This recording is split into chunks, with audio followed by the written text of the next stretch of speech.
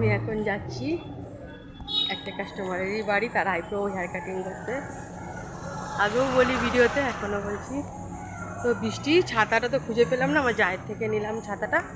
এখন আমি যাচ্ছি, চলুন আর কী করি দেখাবো নিশ্চয়ই।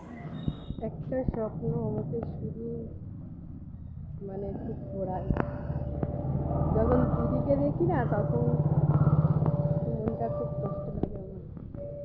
হয়তো পূরণ হবে, হয়তো বা না।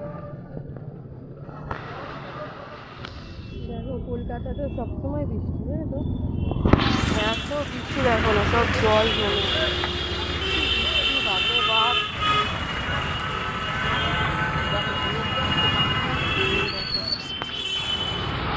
তো বৃষ্টি এসে গেল, আবার পড়ছে। তো হাওয়াটাও দিয়েছে খুব সুন্দর, ফোনে জল পড়ছে। তো চলুন, তো একটা দুপুরে নেমন্তন্ন আছে, এটা শ্রাদ্ধ বাড়ি। তো কাকুটা খুবই ভালো ছিল, নানান রকম অসুখ হয়েছিল, তো ওনার জন্য খুবই একটু মানে কষ্ট লাগলো। সত্যি ভালো মানুষদের কপালেই যত কষ্ট থাকে। তো বেরোবো, তোমাদের দাদাভাই আসলে আমরা বেরোবো। তো এখনও আসিনি, বলেছিলাম তাড়াতাড়ি আসতে, তো এখনও আসিনি। এবার আমরাও রেডি হই, তো যাবো এবারে। তো চলুন যাওয়া যাক।